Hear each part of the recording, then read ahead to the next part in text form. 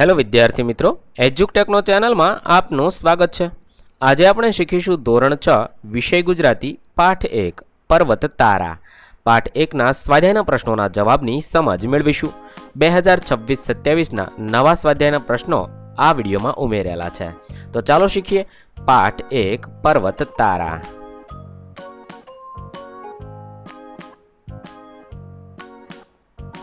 પ્રશ્ન નંબર 1 વાતચીત।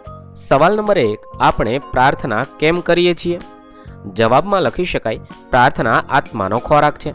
જેવી રીતે અનાજ, શાકભાજી, ફળ, પાણી એ આપણા શરીરનો ખોરાક છે, એવી જ રીતે પ્રાર્થના એ આત્માના સંચાલન માટે ખોરાક સ્વરૂપે કામ કરે છે। હૃદય અને મનને સ્વસ્થ અને નિર્મળ રાખવા માટે પ્રાર્થના જરૂરી છે। પ્રાર્થના આપણામાં ઈશ્વરીય શક્તિનો અનુભવ કરાવે છે। પ્રાર્થના એવી ધાર્મિક ક્રિયા છે કે જે મનુષ્યને બ્રહ્માંડની કોઈ મહાન શક્તિ સાથે જોડે છે। જ્યારે આપણને આ અનમોલ મનુષ્ય અવતાર મળ્યો છે, તેના માટે ઈશ્વરનો આભાર માનવો જરૂરી છે। પ્રાર્થના આપણા મનના મલિન વિચારોને દૂર કરે છે। પ્રાર્થના મનુષ્યને પ્રેમાળ, પરોપકારી અને સ્વાર્થરહિત બનાવે છે। ખરા હૃદયથી કરવામાં આવતી પ્રાર્થના મનની અશાંતિને દૂર કરે છે અને કોઈ પણ વિષમ પરિસ્થિતિનો સામનો કરવાની શક્તિ આપે છે। પ્રાર્થનાથી અહંકાર દૂર થાય છે, જેથી આપણે પોતાની ભૂલો શોધી શકીએ છીએ। સવાલ નંબર 2 તમને ક્યાં ક્યાં કુદરતી સ્થળોએ જવું ગમે છે, કેમ?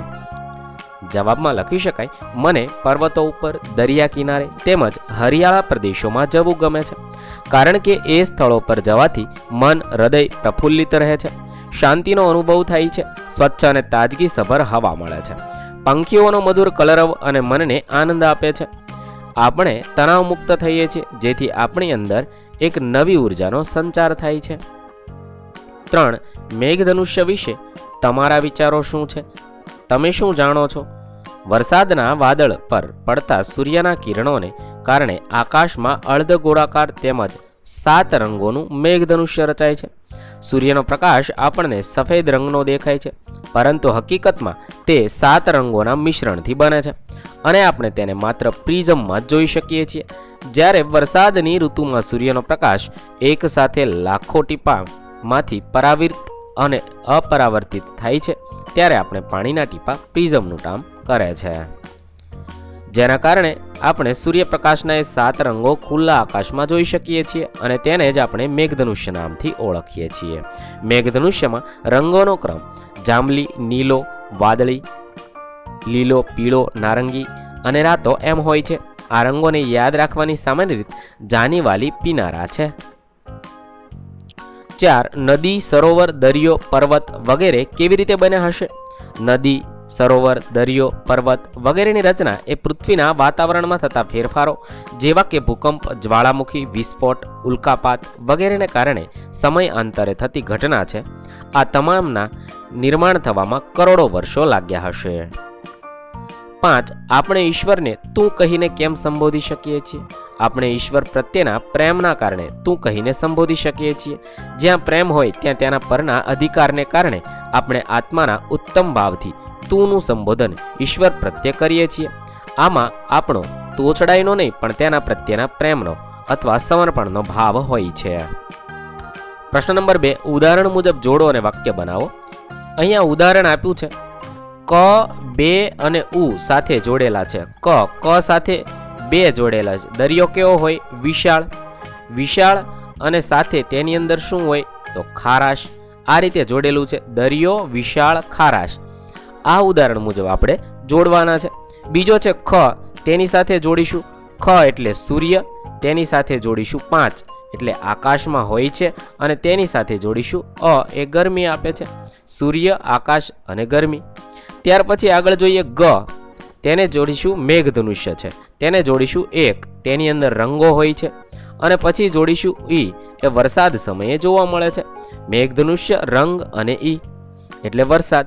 પછી જોઈએ ઘ, ઘ એટલે સિંહ, તેને જોડીશું ત્રાડ સાથે। ઘ, સિંહ, ત્રાડ અને ઈ એટલે કેશવાળી તેને હોય છે, તેથી આને ઈ સાથે જોડવાનો છે। આગળ જોઈએ ચ, 4 અને આ, ચ એટલે નદી, તેને જોડીશું 4 એટલે કાંઠો અને આ એટલે તેની અંદર પાણી એ પ્રવાહી હોય છે। આ રીતે આપણે જોડવાનું છે અને પછી આ બધાના વાક્ય બનાવવાના છે અને લખવાના છે. ઉદાહરણ છે, વિશાળ દરિયાની ખારાશની મદદથી આપણે ખૂબ મીઠું પકવીએ છીએ. આ એનું ઉદાહરણ છે. એના મુજબ વાક્ય બનાવીએ. આકાશમાં રહેલા સૂર્યની મદદથી આપણે સૌર ઉર્જા પ્રાપ્ત કરીએ છીએ. વરસાદમાં 7 રંગવાળો મેઘધનુષ્ય જોઈ શકાય છે. સુંદર કેશવાળી વાળો સિંહ ભૂખના લીધે ત્રાડ પાડતો હતો. ખૂબ વરસાદ પડતા નદીનો પ્રવાહ બંને કાંઠે વહેવા લાગ્યો. આ રીતે તમે વાક્ય પણ બનાવશો. પ્રશ્ન નંબર 3, ઉદાહરણ મુજબ શબ્દ રચના કરો. ઉદાહરણ છે, તારે તે તો તારણહાર, સર્જન કરે તે તો શું લખીશું? સર્જનહાર. પાલન કરે તે પાલનહાર, રક્ષણ કરે તે રક્ષણહાર. હવે અહીંયા પાછળ દેખણહાર આપેલું છે તો દેખે તે, ખેડણહાર તો ખેડે તે. આ રીતે તમે લખશો. પ્રશ્ન નંબર 4, નજીકનો અર્થ શોધી ખરાની નિશાની કરો.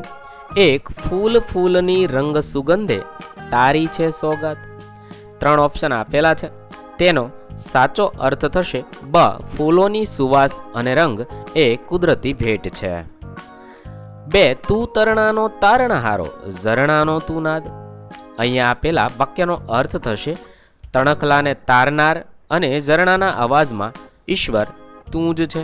પછી 3 છે, એમાં મારી હોડીને આ કોણ હંકારે. તેનો અર્થ થઈ શકે અ, મારી જીવન નૈયાને કોણ ચલાવતું હશે. આ રીતે તમે જે વાક્ય છે તેનો અર્થ બંધ બેસતો અર્થ શોધી તેના સામે ખરાની નિશાની કરવાની છે. ત્યાર પછી પ્રશ્ન નંબર 5, ખોટા વિકલ્પો છે કે સાચું વાક્ય બનાવો. 1, લોકો જુદા જુદા કામ કરીને આજીવિકા મેળવે, વસાવે કે કરે. અહીંયા આજીવિકા મેળવે એ સાચું થશે, તેથી વસાવે ઉપર અને કરે ઉપર તમારે લીટી કરવાની છે.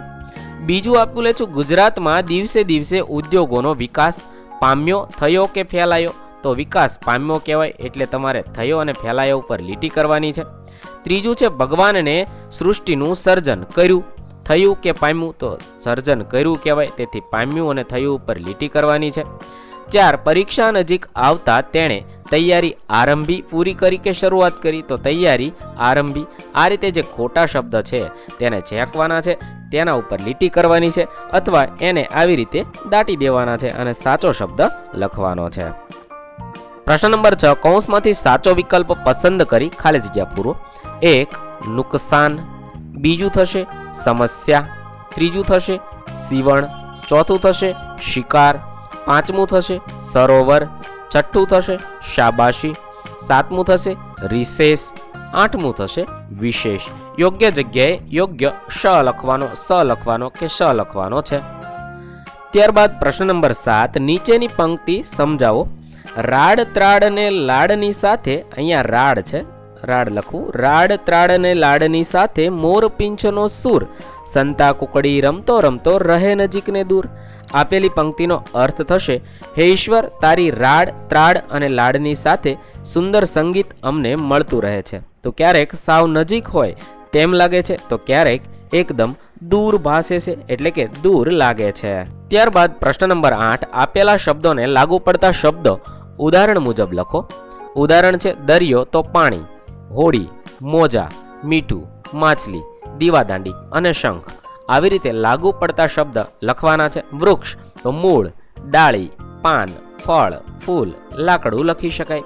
પર્વત તો પથ્થર, વૃક્ષ, ઝરણા, મકાન, રસ્તા લખી શકાય. આકાશ તો વાદળ, પક્ષી, વરસાદ, વિમાન, સૂર્ય અને તારા લખી શકાય. નદી તો પાણી, માછલી, મગર, હોડી, ઘાટ અને કાંપ લખી શકાય. પ્રશ્ન નંબર 9, પ્રશ્નોના જવાબ લખો. 1, કવિ પ્રકૃતિમાં કોના દર્શન કરે છે? કવિ પ્રકૃતિમાં ઈશ્વરના દર્શન કરે છે. 2, કવિ કોને ભગવાનની આંખ ગણે છે? કવિ સરોવરને ભગવાનની આંખ ગણે છે. 3, વિશાળ દિલ હોવું એટલે શું? વિશાળ દિલનું હોવું એટલે મોટા મનનું હોવું. 4, મેઘધનુષ્ય અને મોરપિંચમાં શી સમાનતા હોય છે? મેઘધનુષ્ય અને મોરપિંચ બંનેમાં રંગોની સમાનતા હોય છે. 5. સૂર્ય અને ચંદ્ર એકબીજા સાથે સંતાકુકડી રમતા હોય એવું કેમ લાગે છે? તો આપણી પૃથ્વી સૂર્યની આસપાસ પ્રદક્ષિણા કરે છે અને ચંદ્ર પૃથ્વીની આસપાસ પ્રદક્ષિણા કરે છે. આપણને બંને અલગ અલગ સમયે દેખાય છે. ચંદ્ર રાત્રે દેખાય તો સૂર્ય દિવસે દેખાય છે. સૂર્ય આવે ત્યારે ચંદ્ર જતો રહે અને ચંદ્ર આવે ત્યારે સૂર્ય જતો રહે છે. આથી સૂર્ય અને ચંદ્ર એકબીજા સાથે સંતાકુકડી રમતા હોય એમ લાગે છે. પ્રશ્ન નંબર 10. તો શું થાય? વિચારો અને લખો. જો નદી આપણને પાણી આપવાની ના કહી દે તો આપણને આપણી દૈનિક જરૂરિયાતો માટે પાણી ના મળે. પશુ પક્ષીઓ પાણી વગર મરી જાય. લોકો પાણી વગર મૃત્યુ પામે. 2. જો વૃક્ષો જ ન હોત તો? જો વૃક્ષો ન હોય તો વાતાવરણ ખૂબ જ ગરમ થાય. પક્ષીઓને માળા બનાવવા માટેની જગ્યા પણ ના મળે. વરસાદના પ્રમાણમાં ઘટાડો થાય. સજીવોને પ્રાણવાયુ એટલે કે ઓક્સિજન ન મળે. 3. જો સૂર્ય સાવ ઠંડો થઈ જાય તો આપણને ગરમી ના મળે. પૃથ્વી પર ખૂબ જ ઠંડી લાગે. પાણીનું બાષ્પીભવન ન થાય જેના લીધે વરસાદ ન પડે. 4. જો બધા જીવજંતુઓ આપણી પૃથ્વી પરથી ગાયબ થઈ જાય તો?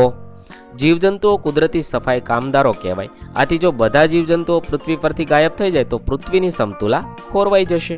અહીં આપણા પાઠ 1ના પ્રશ્નોના જવાબ પૂર્ણ થશે. વિદ્યાર્થી મિત્રો, જલ્દીથી આપણી ચેનલ પર ગુજરાતી વિષયના સ્વાધ્યાયના પ્રશ્ન નવા અભ્યાસક્રમ મુજબ જલ્દીથી મળી જશે, જે તમે વિડીયોના ડિસ્ક્રિપ્શનમાં આપેલી પ્લેલિસ્ટની લિંક પરથી મેળવી શકશો.